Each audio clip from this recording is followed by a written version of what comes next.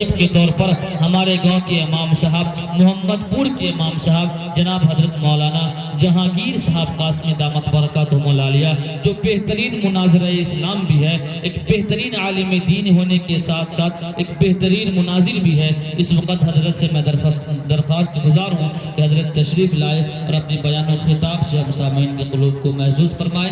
جناب حضرت مولانا جہانگیر صاحب قاسم دامت برکاتہم العالیہ۔ ونصلي على رسوله الكريم أما بعد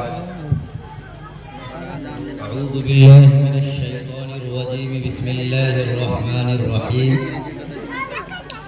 إنما يعمر مساجد الله من آمن بالله واليوم الآخر وقال النبي صلى الله عليه وسلم من بنا مسجدا للہ بنا اللہ له بیتا فی الجنہ۔ اسٹیج پر رونق افروز علماء کرام و شعراء عظام و عزیز طلبہ اور مجلس کے اندر موجود ہمارے بڑے بزرگ اور بچے، پردے میں بیٹھی ہوئی اسلامی مائیں اور بہنیں، السلام علیکم ورحمۃ اللہ وبرکاتہ۔ ہم لوگوں کا اس مجلس کے اندر آنا اور شرکت فرمانا صرف اور صرف رضا الہی کے لیے ہے۔ اللہ تبارک و تعالیٰ کو راضی کرنے کے لیے، اللہ تبارک و تعالیٰ سے اپنا رشتہ ہموار اور استوار کرنے کے لیے ہم لوگ یہاں تشریف لائے ہیں، اور اس کے جتنے بھی اسباب ہو سکتے ہیں ان تمام اسباب پر ہم لوگ غور و فکر کریں گے اور ان تمام اسباب کو اپنی زندگی میں اتارنے کی کوشش کریں گے تاکہ اللہ تک پہنچنے کا جو راستہ ہے ہمارے لیے سہل ہو جائے۔ حکیم الامت مجدد الملت حضرت مولانا الشاہ اشرف علی تھانوی رحمۃ اللہ علیہ فرماتے ہیں کہ جب کوئی دینی مجلس یا جلسہ کا انعقاد ہوتا ہے تو اس دینی پروگرام یا جلسہ میں تشریف لانے والے عموماً 3 طرح کے لوگ ہوتے ہیں۔ ایک وہ لوگ ہوتے ہیں، پہلی طرح کے لوگ وہ ہوتے ہیں جو صرف اس غرض سے آتے ہیں کہ ہم جلسہ یا مجلس کی رونق، شان و شوکت اور مجلس کی تعداد اور اسٹیج پہ آنے والے لوگوں کا ہم نظارہ کریں گے۔ دوسرے وہ لوگ ہوتے ہیں جو حصول نیت ثواب کو حاصل کرنے کی غرض سے آتے ہیں کہ ہم جائیں گے، دینی مجلس میں بیٹھیں گے، ہمیں ثواب ملے گا اور ہمیں اجر ملے گا۔ تیسرے وہ لوگ ہوتے ہیں جو اس غرض سے آتے ہیں کہ وہاں جو کچھ بیان کیا جائے گا، جو کچھ بولا جائے گا، جو کچھ ہمیں سمجھایا جائے گا، ہم ان باتوں کو اپنے نفس سے، اپنے دل سے، اپنے من کے آئینے میں رکھ کر کے اس بات کو تولیں گے اور اس سے موازنہ کریں گے اور پرکھیں گے کیا واقعی میرا نفس، میرا من، میرا جی ان باتوں کے اوپر عمل کر رہا ہے یا نہیں کر رہا ہے۔ اگر عمل کر رہا ہے تو الحمدللہ، اور اگر نہیں عمل کر رہا ہے تو اسی وقت ہم یہ نیت کریں گے اور اپنے نفس کو سمجھائیں گے کہ انشاءاللہ ہم ان تمام دینی باتوں پر عمل کریں گے اور اسی کے مطابق ہم زندگی گزاریں گے۔ حضرت مولانا اشرف علی تھانوی رحمۃ اللہ علیہ فرماتے ہیں تینوں قسم کے لوگوں میں سب سے بہتر وہ شخص ہے جو اس نیت سے آتے ہیں کہ ہمارے اندر جو کمی ہوگی، ہم اس کمی کو دور کریں گے اور قرآن و حدیث کے مطابق جو بات کہی گئی ہے ہم اس پر عمل کریں گے۔ لہذا ہمارا آپ کا یہاں جمع ہونا صرف اس لیے ہے کہ ہم اللہ تبارک و تعالیٰ کو راضی کرنے والے بن جائیں۔ میرے محترم، جلسے کا جو عنوان ہے وہ مسجد کی بنیاد سے ہے۔ ایک مسجد کی بنیاد رکھی گئی اس محلے کے اندر، اور اس بنیاد کے سلسلے میں ہمارا آپ کا یہاں آنا ہوا ہے۔ مسجدیں زمین پر ایسی ہیں جیسے جسم کے اندر روح، اگر روح کو جسم سے نکال دیا جائے تو اس جسم کی کوئی حقیقت نہیں رہ جاتی ہے، ایک ٹھٹر جسم ہے، اور پھر اس جسم کو انسان زیر زمین کر دیتا ہے، اسے دفنا دیتا ہے، ملیا میٹ کر دیتا ہے، اس کی کوئی حقیقت باقی نہیں رہتی۔ اسی طرح سے یہ مسجدیں زمین کے اوپر گویا ایسی ہیں جیسے جسم کے اندر روح، یعنی اس روح زمین کی بقا، اس دنیا کی بقا صرف اور صرف مسجد کی وجہ سے ہے۔ اگر اس مسجد کا وجود اس سرزمین پر نہ ہو تو اللہ تبارک و تعالی اس سرزمین کو نیست و نابود فرما دیں گے۔ حدیث پاک کا مفہوم ہے کہ قیامت کی بڑی بڑی نشانیاں ہیں، ان میں سے ایک بڑی نشانی یہ ہے کہ مسجدیں ویران ہو جائیں گی، مسجدوں کا وجود ختم کر دیا جائے گا، بلکہ آیا ام المساجد یعنی خانہ کعبہ کا انہدام کر دیا جائے گا، خانہ کعبہ کو منہدم کر دیا جائے گا۔ یہ علامت قیامت میں سے ایک بڑی نشانی ہے، بڑی علامت ہے۔ لہذا ہمارا آپ کا تعلق اگر مسجد سے ہے تو یہ بہت بڑی بات ہے۔ مسجد سے تعلق رکھنا گویا اس دنیا کے وجود کو برقرار رکھنا۔ نبی پاک صلی اللہ علیہ وسلم نے ارشاد فرمایا، جس شخص کا تعلق مسجد سے ہو، جس شخص کو تم دیکھو کہ وہ مسجد آ رہا ہے جا رہا ہے تو تم اس کے ایمان کی گواہی دو۔ لہذا بظاہر جو شخص آ رہا ہے مسجد سے جا رہا ہے مسجد کے اندر تو سمجھ لیجئے کہ وہ ایمان کا جھنڈا اپنے ہاتھ میں لیے ہوئے۔ میرے محترم، اللہ تبارک و تعالیٰ نے قرآن کریم کے اندر فرمایا، انما یعمر مساجد اللہ من آمن باللہ، کہ اللہ کی مسجدوں کو صرف اور صرف وہی لوگ تعمیر کرتے ہیں، وہی لوگ بناتے ہیں جو اللہ تبارک و تعالیٰ پر ایمان رکھتے ہیں، آخرت کے اوپر ایمان رکھتے ہیں۔ لہذا ہمیں چاہیے کہ ہم مسجدوں کو تعمیر کریں اور مسجدوں سے اپنا رشتہ مضبوط کریں، صرف مسجد بنا کر کے اسے چھوڑ نہ دیا جائے۔ آج جب ہم اپنے گاؤں سے محمد پور کے اندر جب ہم پہنچے ہیں، یہ بات مجھے بتاتے شرم آ رہی ہے، کیونکہ محمد پور سے میرا ایک تعلق ہے، ایک رابطہ ہے، ایک کانٹیکٹ ہے، میں اس گاؤں کا امام ہوں، لہذا مجھے بتاتے ہوئے شرم آ رہی ہے، لیکن میں اس لیے بتا رہا ہوں کہ ہمارے ساتھ چند علماء کرام موجود تھے۔ جب مغرب کی اذان ہوئی تو گاؤں کا ایک شخص بھی موجود نہیں تھا۔ ایک رکعت تقریباً ہو جانے کے بعد ایک فرد محمد پور کا مسجد کے اندر پہنچا، جس پر علماء کرام مزاحیہ انداز میں یہ سوال بھی کیے کہ پوری بستی کے اندر صرف ایک نمازی۔ میرے محترم، یہ غور کرنے کی بات ہے، فکر کرنے کی بات ہے، سوچنے کی بات ہے۔ میں نے شروع میں کہا کہ اصلاح نفس کی غرض سے ہم جلسے کے اندر آئے، اگر اپنے نفس کا اصلاح کرنا مقصود ہو، اس غرض سے ہم جلسے کے اندر آئیں گے، مجمع کے اندر آئیں گے تو فائدہ ہوگا، اور اگر صرف مجمع کی شان و شوکت اور رونق دیکھنے کے لیے آئیں گے تو اس سے فائدہ ہونے والا نہیں ہے۔ لہذا مسجدوں کو ہم آباد کرنے والا بنے، مسجدوں کے اندر ہم خود آذان دینے والے بنے۔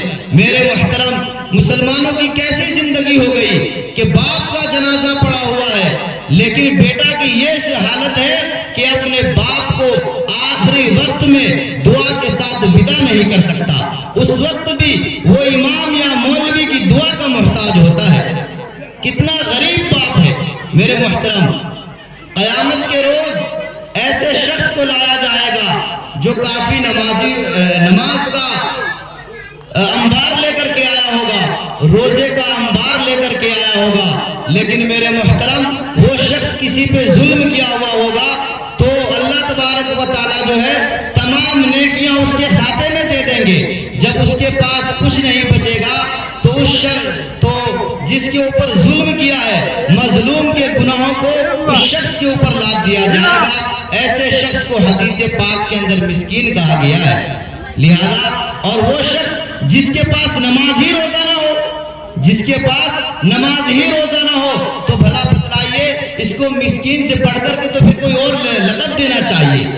یہ تو مسکین آپ صلی اللہ علیہ وسلم نے اس شخص کو فرمایا ہے جو دنیا سے نماز اور روزے اور دین کی تمام اور اعمال جو ہے ان تمام اعمال کو لے کر کے گیا ہو اور اس کے تمام اعمال ختم ہو جائے اور مظلوم کا گناہ اس ظالم کے اوپر لاد دیا جائے، ایسے شخص کو مسکین کہا گیا ہے۔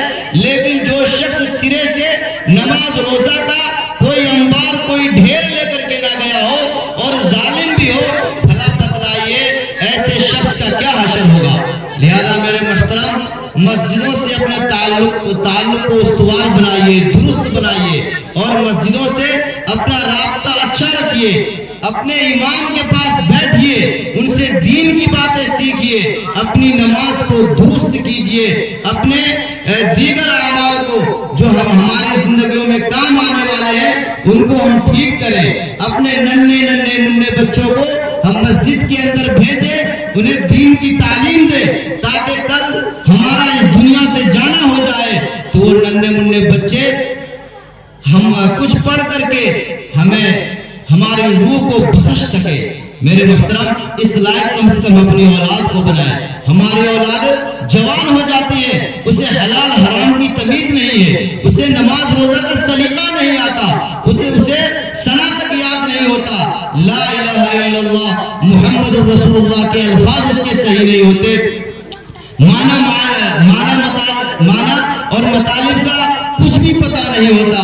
ہماری زندگی کیسی ہے میرے محترم، یہ غور کرنے کی ضرورت ہے، اس پہ فکر کرنے کی ضرورت ہے۔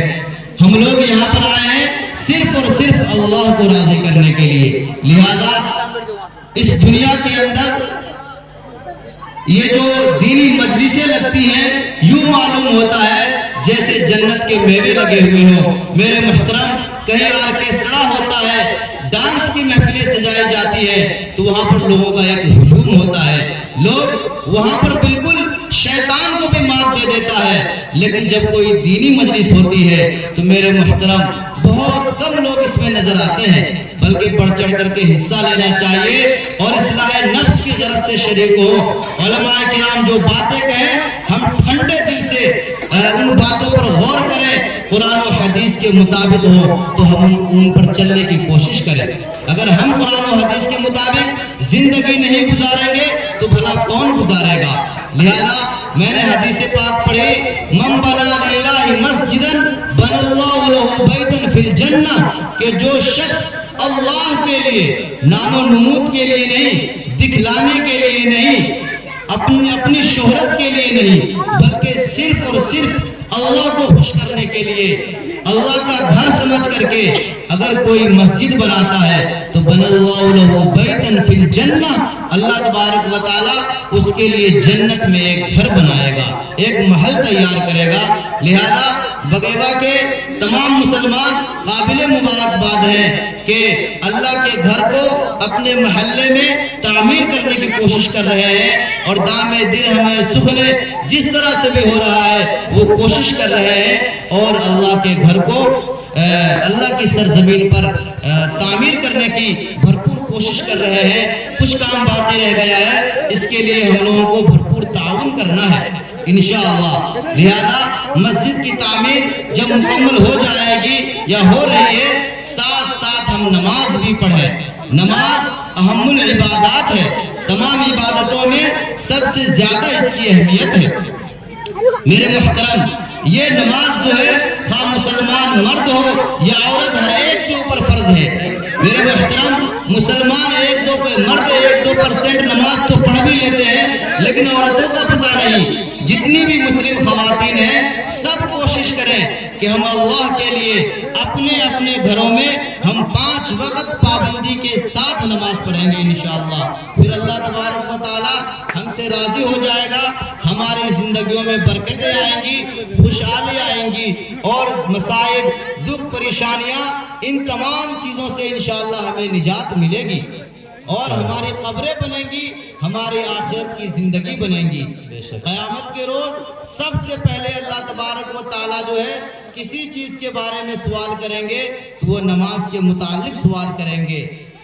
روز محشر جا گداز بود اولی کشش نماز بود, کہ سب سے پہلے جو قیامت کے روز جس چیز کے بارے میں سوال کیا جائے گا وہ نماز کے متعلق سوال کیا جائے گا. لہذا ہم لوگ اپنی اپنی نماز کو ٹھیک کریں, اپنی اپنی نماز پڑھنے کی بھرپور کوشش کریں. میرے محترم, ہمارا کام صرف اور صرف اتنا ہے کہ ہم لوگوں کو کہہ دیں, لوگوں کو بتا دیں.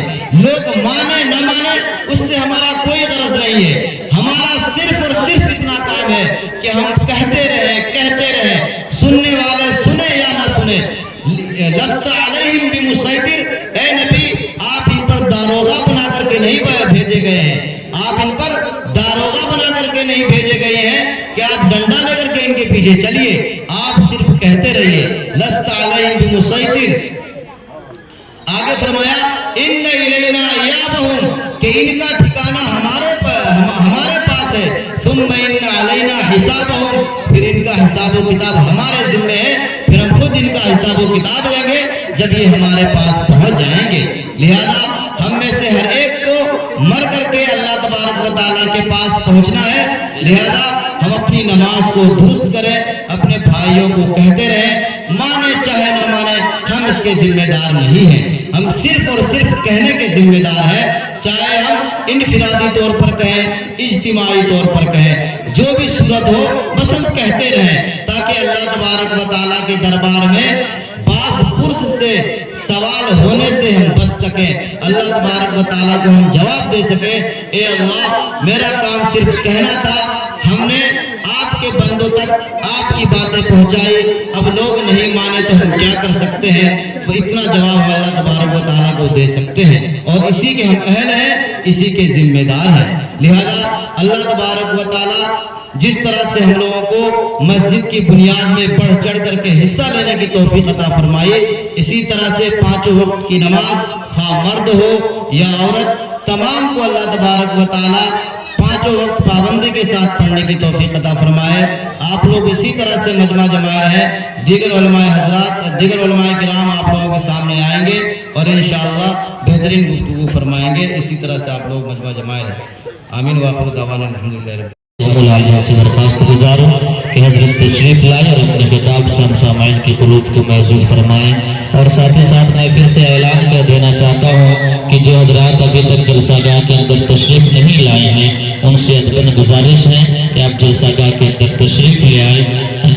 یقیناً جتنے بھی نام آپ نے سنا ہے وہ تمام اکابرین علماء تشریف لا چکے ہیں ہم سب کے بیچ. آج کے اس خوبصورت پروگرام اور آج کے اس خوبصورت پروگرام کے خوبصورت عنوان اور جس کی خوبصورت صدارت فرما رہے ہیں عظیم المرتبت رفیع الشان علم و عمل کے ماہتاب و آفتاب, ہم سب کے رہبر, ہم سب کے رہنما جناب حضرت مولانا یونس صاحب قاسم دامت برکاتہم العالیہ اسٹیج پر جلوہ افروز ہے.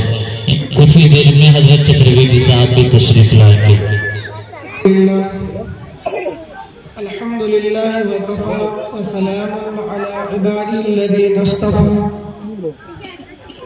اما بعد, اعوذ باللہ من الشیطان الرجیم, بسم اللہ الرحمن الرحیم, قل هو اللہ احد اللہ الصمد لم یلد ولم یولد ولم یکن له کفوا احد. صدق اللہ العظیم. میرے محترم بزرگ و دوستوں,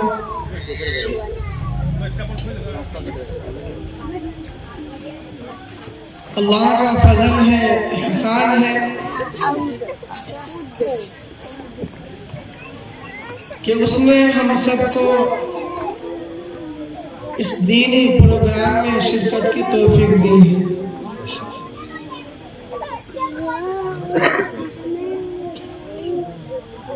یہ جتنے بھی حضرات سامنے موجود ہیں اور جو علماء کرام تشریف فرما ہیں، یہ بہت ہی خوش نصیب ہے کہ ہم حضرات الحمدللہ دور دراز کے علماء کرام کے چہرے کے روبرو ہیں۔ بے شک بہت ہی کم ایسا وقت مل پاتا ہے کہ جن اوقات کے اندر ہم اپنے بڑے بڑے ائمہ کرام، بڑے بڑے علماء کرام سے مصافحہ کر سکتے ہیں، یا بہت ہی کم ایسا وقت مل پاتا ہے جس سے ہم اپنے علماء کرام کے روبرو ہو کر کے سلام و دعا کر سکتے ہیں۔ نبی پاک علیہ السلام نے فرمایا کہ اپنے علماء کرام سے مصافحہ کیا کرو، ان کے چہرے انور کو، ان کے چہرے کو دیکھا کرو۔ کل قیامت کے دن اللہ رب العزت اپنے علماء کے چہرے کی برکت سے، ائمہ کرام کے چہرے کی برکت سے اللہ تبارک و تعالیٰ تمہاری مغفرت کرے۔ یہ بہت ہی اچھا موقع ہے کہ ابھی آپ حضرات کے سامنے علاقے کے بزرگ مولانا یونس صاحب آپ حضرات کے مجمع میں تشریف فرما ہے، اور دیگر ائمہ کرام اور دیگر علماء کرام بھی تشریف فرما ہے۔ اس پروگرام کا عنوان مسجد کی بنیاد کی بنا پہ رکھا گیا ہے۔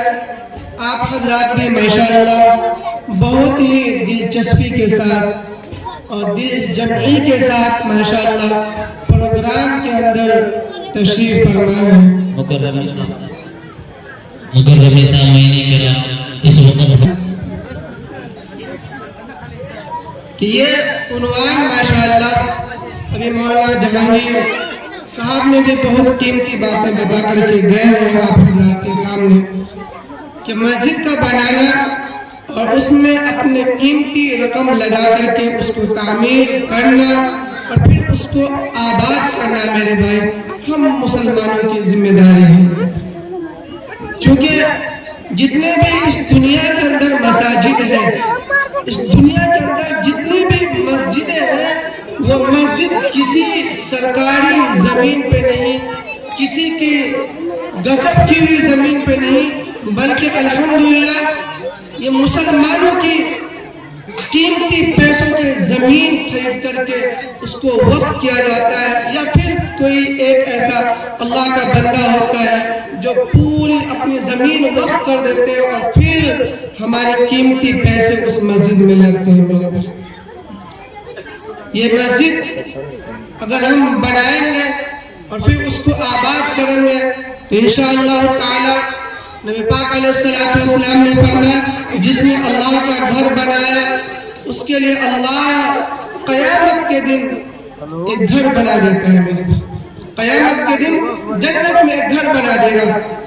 اسی لیے میرے بھائی مسجد میں ہم ایک پیسے لگائیں، 1000 روپے لگائیں، جو بھی ہو سکے اپنے پیسے قیمتی لگانا چاہیے۔ اور پھر جب مسجدیں ہماری بن جائیں تو مسجدوں کو آباد کرنا ضروری ہے میرے بھائی۔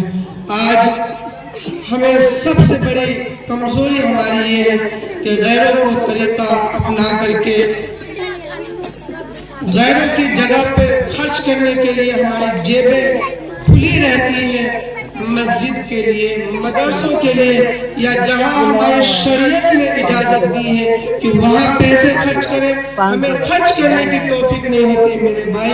اللہ کے لیے اگر خرچ کریں گے، اللہ کے لیے اگر ہم وقت لگائیں گے تو اللہ تبارک و تعالیٰ ایک ایک پیسوں کا اجر دے گا میرے بھائی۔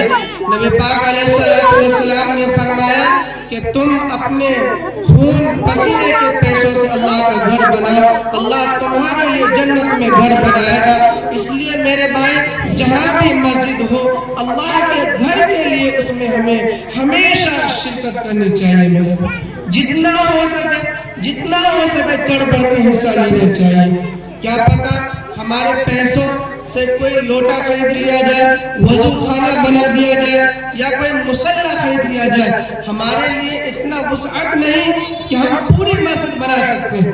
अल्लाह ने इतना तो तौफीक दी है मेरे भाई कि हम एक ईंट लगा दे, एक सीमेंट की बोरी अगर लगा देते हैं। हज़रत यूसुफ अलैहिस्सलाम को खरीदने के लिए पूरे मिस्र के लोग और बादशाह लाइनों में कतार में लगे हुए, पूरे बादशाह लोग और मालदार लोग लगे हुए थे। लेकिन उस कतार के अंदर, उस लाइन के अंदर एक गरीब बूढ़ी औरत भी उसमें शिरकत थी। और कहने लगी, किसी ने पूछा कि तुम इतने बड़े लोगों के लाइन में कैसे खड़ी हो, तुम खरीद पाओगे यूसुफ को? तो कहने लगी कि अगर मैं खरीद नहीं सकती तो कल जब अल्लाह तबारक व तआला ये हाजिरी लेने के लिए अगर लाइन में खड़ा कर दिया कि कौन कौन यूसुफ को खरीदने के लिए लाइन में कतार में खड़े थे, तो उसमें मेरा भी तो नाम आएगा। मेरे अगर अल्लाह ने हमें थोड़ा सा रकम दिया है तो क्या इतना हक नहीं बनता कि हमारे कहीं भी अल्लाह का घर हो तो हम उसमें थोड़ा सा रकम लगाए, थोड़े से पैसे लगाए, और अल्लाह अगर दिलों को कबूल कर लिया, हमारे इमदादों को कबूल कर लिया मेरे भाई, तो फिर दुनिया चाहे वाहवाही करे ना करे मेरे भाई, बेड़ा पार हो जाएगा। इसलिए मेरे भाई हमेशा याद रखें, जहाँ भी जिस वक्त भी जितनी जरूरत हो मसाजिद के अंदर, जितनी भी जरूरत हो, हमें चढ़ बढ़ के हिस्सा लेना चाहिए। प्रोग्राम करें या न करें, अगर इमाम ऐलान कर दे कि तुम्हारे मस्जिद में इतने पैसों की जरूरत है तो हम अपने घरों में खाने को कम कर दें, लेकिन अल्लाह के लिए हम अपने घरों से अच्छे सवार करके हम अपने अल्लाह का घर यानी मस्जिद को, अपने मोहल्ले की मस्जिद को सवार करके रखें। इसलिए मेरे भाई हमेशा इस चीज को पहल करना चाहिए। आज गैरों का तरीका देख ले, एक बाग बनाने के लिए एक नौजवान 150 रुपए खर्च कर देते हैं, जो यहूदियों का तरीका है, जो अंग्रेजों का तरीका है। मेरे भाई हमारे नबी के तरीके पे तो चल के देखो, सुन्नत के मुताबिक बाग रख करके तो देखो मेरे भाई, सुन्नत के मुताबिक अमल करके तो देखो, हमेशा इंशाअल्लाह ताला खुशहाली जिंदगी गुजारोगे मेरे भाई। आज हमने नबी की सुन्नत को छोड़ा, आज हमने नबी की सुन्नत को, तरीके को छोड़ा। आज ना हमारी औलाद हमसे खुश, ना हमारे वालिदैन हमसे खुश, जो हमारे नस्ल से, हमारे खून से, हमारी औलाद, हमारी नस्ल हमारी कदर करने की इतनी जुर्रत नहीं रखती मेरे भाई। हमारी औलाद हमारे नस्लों के सामने बदतमीज होती जा रही है। जिस औलाद के लिए हमने अपनी पूरी जिंदगी सर्फ कर दी, हमारी औलाद अच्छी जिंदगी गुजारे, अच्छी तालीम हासिल करे, हमारी औलाद हमेशा खुश हो, उसके लिए तो हमने पूरी जवानी गुजार दी मेरे भाई। लेकिन क्या आप ये चाहते हैं, क्या आप ये देख रहे हैं कि हमारी औलाद इतने पैसे कमाने के बावजूद हमारे लिए दुआ तक नहीं कर सकती? उस औलाद पे क्या तवक्को रख सकती है? ये परेशानी के आलम नहीं तो क्या है मेरे? ये क्या खुशहाली है हमारी? क्या हमारी खुशहाली है? सारी चीजें मौजूद होने के बावजूद, सारी चीजें मौजूद होने के बावजूद हम उन चीजों से अगर सुकून हासिल नहीं कर पा रहे तो ये मेरे भाई अल्लाह की तरफ से फिटकार है। क्यों? कि हम खुद अल्लाह के हुक्म से दूर रहे, नाजायज जगह पे हमारे पैसे खर्च हो रहे हैं, हमारी औलाद गैरों के तरीके पे जा रही है, हम खुद गैरों के रास्तों पे जा रहे हैं।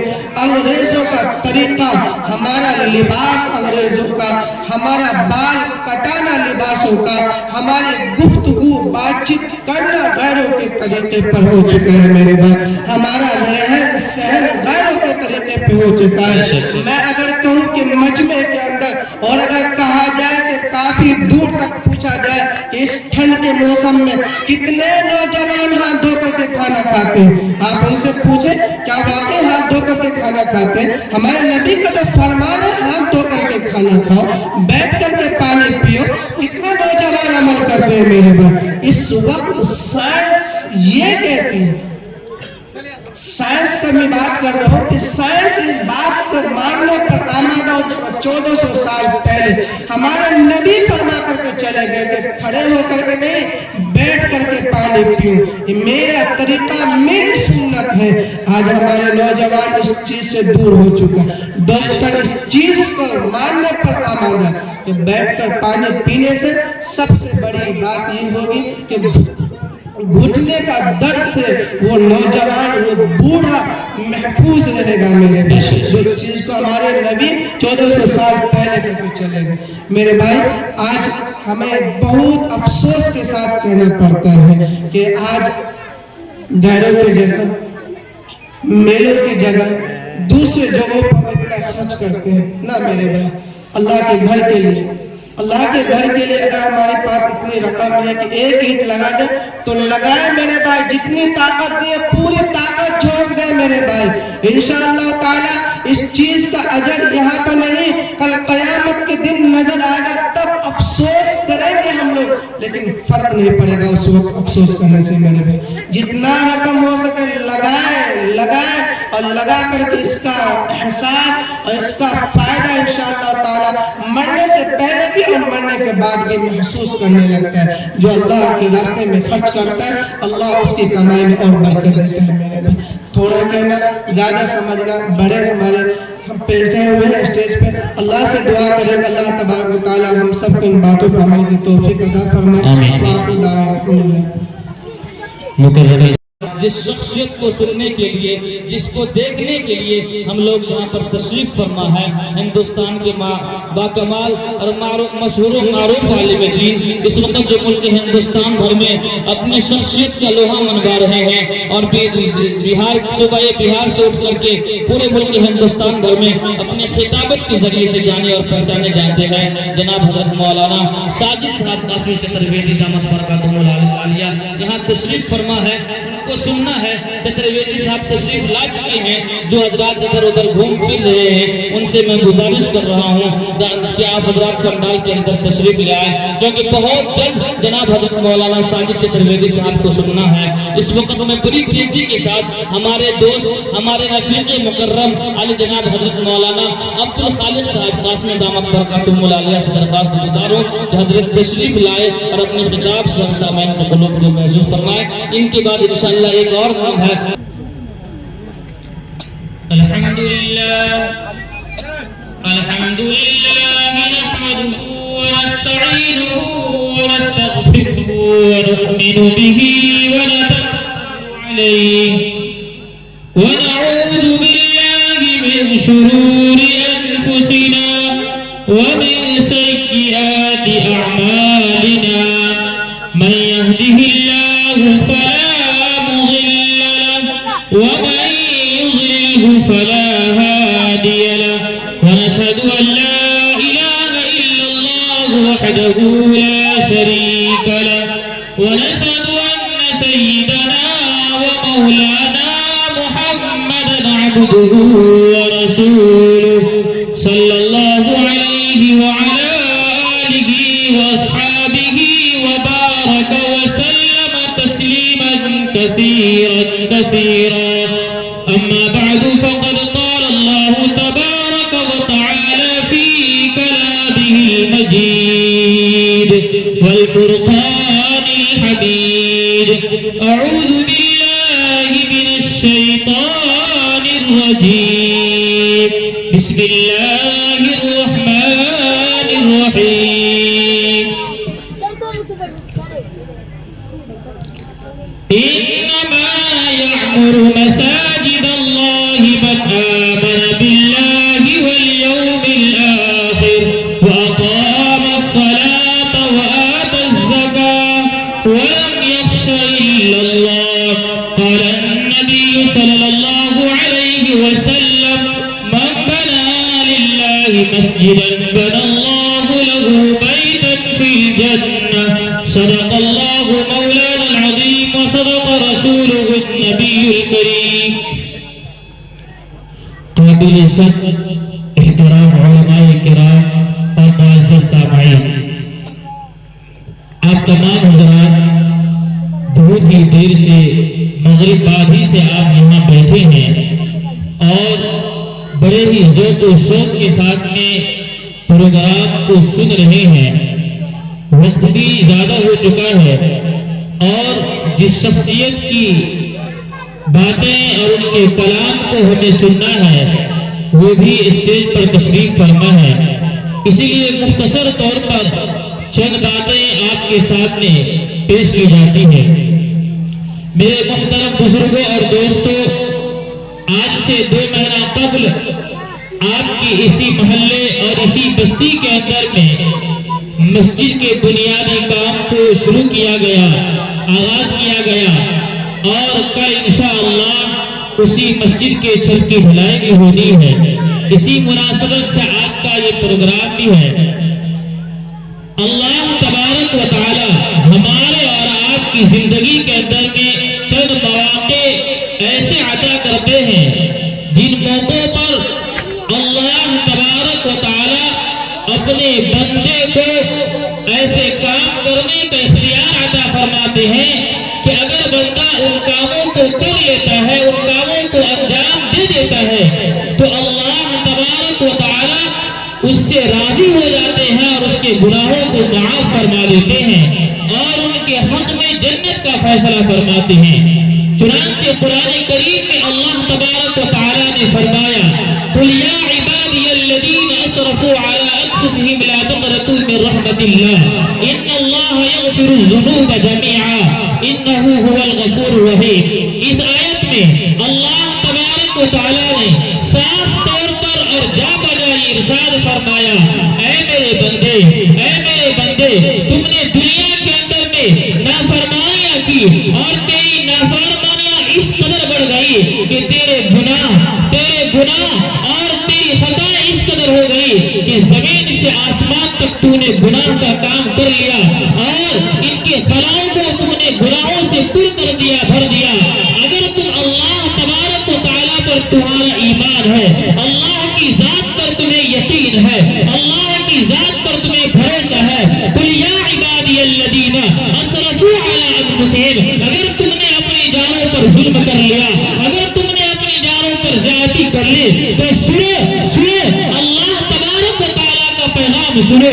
اللہ تبارک و تعالیٰ نے آج اس محلے کے اندر میں ہمیں اور آپ کو یہ موقع دیا ہے اور یہ موقع اس لیے دیا ہے کہ اللہ تبارک و تعالیٰ تو یہ چاہتے ہیں، اے میرے بندے، اے میرے بندے، آج کا دن اور آج کی اس محفل کے اندر میں ہم نے تمہارے گناہوں کو معاف کرنے کے آپ حضرات قائل ہو رہے ہیں۔ تو میں عرض کر رہا تھا کہ اللہ تبارک و تعالیٰ نے قرآن کریم میں جا بجا اور صاف طور پر فرمایا، اے میرے بندے، اے میرے بندے، اگر تم نے اپنے جانوں پر ظلم کر لیا، اگر تم نے اپنے جانوں پر زیادتی کر لی، تم بڑے نافرمان ہو گئے، تم نے بڑی نافرمانیاں کر لی، تم بڑے گنہگار ہو، بڑے خطاکار ہو، تو اللہ تبارک و تعالیٰ آج اس محلے کے اندر میں ہمیں اور آپ کو بخشنے کے لیے، ہماری اور آپ کی مغفرت کرنے کے لیے اللہ تبارک و تعالیٰ نے ہمیں اور آپ کو یہاں جمع فرمایا۔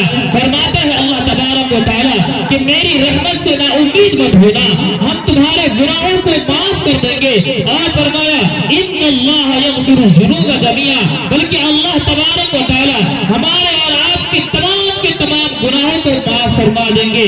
شرط یہ ہے کہ ہم اپنے اندر میں اللہ تبارک و تعالیٰ کی ذات پر یقین رکھیں۔ اس لیے میں نے شروع ہی میں کہا تھا کہ اللہ تبارک و تعالیٰ انسان کو زندگی کے اندر میں چند موقع عطا کرتے ہیں، ان موقعوں میں ایک موقع یہ بھی ہے کہ ہمیں اور آپ کو جب اللہ تبارک و تعالیٰ کی طرف سے حکم ملتا ہے، اللہ تبارک و تعالیٰ نے قرآن کریم میں صاف طور پر فرمایا انما یعمر مساجد اللہ، کہ مسجدوں کو اللہ تبارک و تعالیٰ کی گھر کو اہل ایمان ہی تعمیر کرتے ہیں، مسجدوں کو اللہ تبارک و تعالیٰ کے نیک بندے ہی تعمیر کرتے ہیں، ایمان والے ہی تعمیر کرتے ہیں، اور جو کوئی بندہ اس میں حصہ لیتا ہے تو فرمایا اللہ کے نبی صلی اللہ علیہ وسلم نے من بنا للہ مسجدا بنا اللہ लहू बैतन फिल जन्ना, इस बात का दिल में यकीन कर लीजिए और पुख्ता तौर पर जमा लीजिए कि जो कोई बंदा अल्लाह तबारक व तआला के घर को बनाता है, अल्लाह तबारक व तआला उसके लिए जन्नत में महल तैयार करता है। चुनांचे एक मौके पर नबी करीम सल्लल्लाहु अलैहि वसल्लम के सहाबी तिजारत के लिए सफर पर गए हुए हैं और मदीनतुल मुनव्वरा के अंदर में मदीना जो मस्जिद नबी है, उस मस्जिद में सन 9 हिजरी से पहले तक चिराग नहीं जलता था, रोशनी का इंतजाम नहीं था। चुनांचे हजरत तमीम दारी रज़ियल्लाहु ताला अन्हु के मुताल्लिक सरकार मदीना सल्लल्लाहु अलैहि वसल्लम के हदीस मुबारका में ये बात मिलती है कि हजरत तमीम दारी रज़ियल्लाहु ताला अन्हु के शाम तिजारत की गरज से गए हुए थे, लेकिन जब वापस आते हैं तो रास्ते में चंद तकदीरें खरीद लाते हैं और कुछ तेल भी खरीद लेते हैं।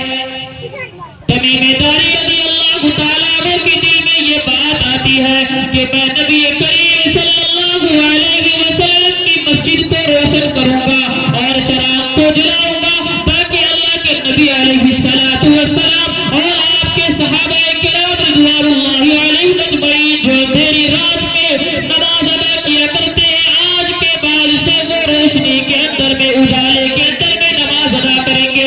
चुनांचे तमीम दारी रज़ियल्लाहु ताला अन्हु मुल्क शाम के रास्ते से कंदीलें खरीद लाते हैं और तेल भी खरीद लेते हैं, और जब मगरिब का वक्त होता है तो हजरत तमीम दारी रज़ियल्लाहु ताला अन्हु उस कंदील को जलाते हैं और जलाने के बाद वो किसी सहाबी के पीठ के पीछे छुप जाते हैं कि न जाने अल्लाह के नबी सल्लल्लाहु अलैहि वसल्लम की जानिब से मेरे बारे में क्या हुक्म होगा, क्या पैगाम होगा।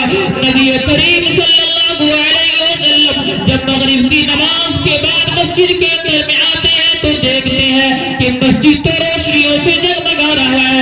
अल्लाह के नबी सल्लल्लाहु अलैहि वसल्लम तमीम दारी रज़ियल्लाहु ताला अन्हु को देखते नहीं है, बल्कि पूछते हैं कौन है जिसने अल्लाह के घर को रोशन किया, कौन है जिसने अल्लाह के घर को चिरागों से मुज़य्यन कर दिया, कौन है जिसने अल्लाह के घर के अंदर में रोशनी को जलाया। चुनांचे सहाबा किराम रज़ियल्लाहु ताला अलैहिम अजमईन वहां बैठे थे, उन्होंने कहा लेकिन नबी सल्लल्लाहु अलैहि वसल्लम यहाँ तमीम दारी है। तमीम दारी रज़ियल्लाहु ताला अन्हु के शाम से उन्होंने कंदीलें खरीद कर लाई और तेल खरीद कर लाया और उन्होंने मस्जिद नबी के अंदर में कंदील को जला दी।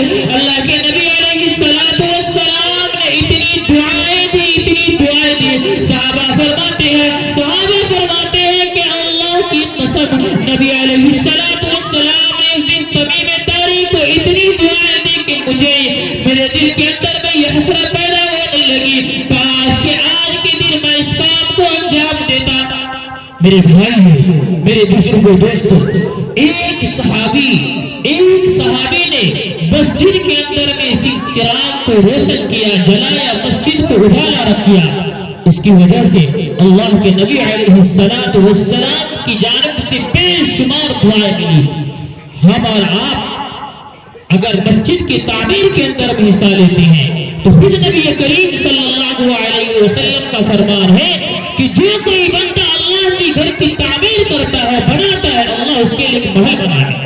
जबकि दूसरी रिवायत में है कबीरन और सगीरन, जो कोई बंदा अल्लाह की मस्जिद को छोटी या बड़ी जिस शक्ल में बनाता है, अल्लाह उसके लिए महल को तैयार करता है। तीसरी रिवायत में है कि जो कोई बंदा अल्लाह के खुशनुदी के खातिर, अल्लाह के रिजा के खातिर, अल्लाह के खुशनुदी के खातिर जो कोई बंदा चील के घोंसले के बराबर भी मस्जिद तामीर करता है तो अल्लाह तबारक व तआला उसके लिए जन्नत में महल बनाते हैं। चील का घोंसला क्या मतलब ये है कि मस्जिद अगर आपने 20 लाख की बनाई और किसी आदमी ने 500,000 रुपए हिस्सा उसने लिए तो जाहिर सी बात उसकी मस्जिद कैसी बनेगी।